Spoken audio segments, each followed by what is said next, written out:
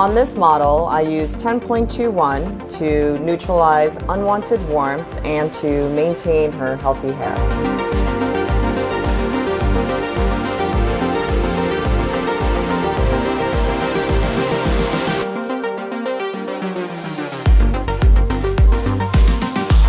French gloss should be systematic after each French balayage.